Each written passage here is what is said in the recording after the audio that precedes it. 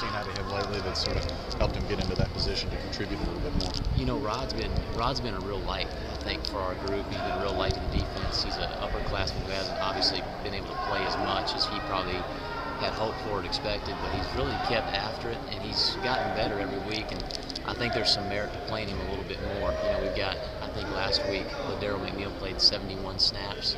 That's a lot for anybody. It's a lot for him especially, just being a young guy. So we're just going to keep developing Rod, and hopefully we can get him in there a little bit more.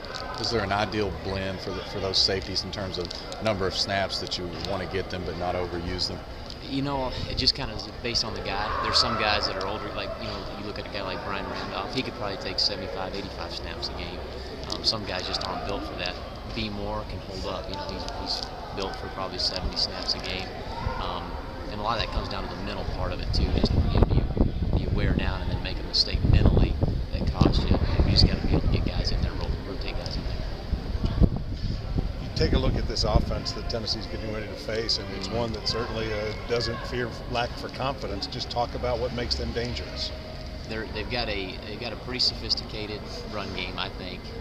They do some things that give you some issues schematically, and then they also have a really good passing attack as well, obviously, and they throw the ball real well. They're similar to Akron. It's pretty controlled and pretty precise, you know, on the perimeter.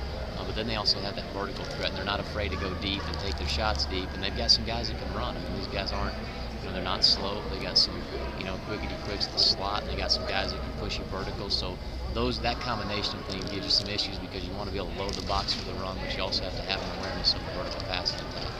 When you get ready for this team, do you focus more perhaps on the film from the Mississippi State game, or is there one specific that stands out? You know, we've looked at Mississippi State a little bit, and you look at the Akron game and see how we matched up some stuff there. And you know, you always go back and look at all those games, but those would probably be the two primary ones that we definitely looked at. When you see an offense like this one that can throw you a good curveball every now and then, how is it that you make sure that you're prepared for some of the wild things that can come your way? You just try to go back through the film. You know, you watch the film over and over again, and you make sure you take a look at the stuff that they did early on. If you have a library of stuff that they've done last year, you try to look at that stuff as well. But they do some gadget plays that you got to be aware of, some reverse stuff, some double passes. So all those things we just got to be alert to. Josh, maybe it sounds crazy because there's still a lot of yards and points being put up. Do you feel like you guys are getting closer and closer every week to sort of cutting down on that and being more of what you want to be? You know, I mean, that's kind of the reoccurring question, you know, that we've had over and over again, and I think we are. You know, I do. You know, I think as a coaching staff and as position coaches, you just keep going back and you keep taking a look at how you're teaching things and how you're communicating things. You know, I told the position group today, I don't think any player goes out there and wants to be bad. They don't want to mess up. And so, you know, you put some accountability on the player, but you also put the accountability on how are we communicating, how are we teaching it. It's the same thing. I know it sounds a little bit repetitive, but that's really what it comes down to, and how can we clean it up for them and keep it not simple, but clean, I guess is maybe a better word.